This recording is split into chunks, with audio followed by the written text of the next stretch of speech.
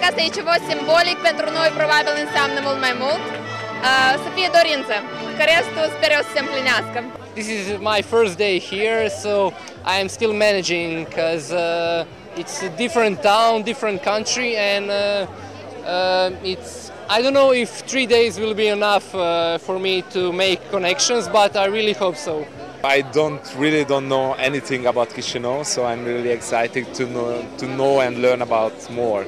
Ideea proiectului ține de deschiderea noilor căi de comunicare ce vor duce la crearea unei rețele dintre oamenii de cultură. Aceasta, la rândul său, va contribui la apropierea țărilor de pe Dunăre. Pe parcursul la mai multe zile vor fi diverse teme de discuții, diverse proiecte și eu sper că aceste proiecte vor fi destul de creative și vor avea o continuitate și eu sper că rezultatul acestor proiecte îl vom simți foarte curând. Festivalul Flow se desfășoară în incinta Uniunii Scriitorilor și va dura până pe 18 septembrie. Evenimentul întrunește participanții din Austria, Croația, Serbia, Ungaria, Slovacia, Ucraina, Bosnia și Herțegovina, România, Slovacia și Moldova.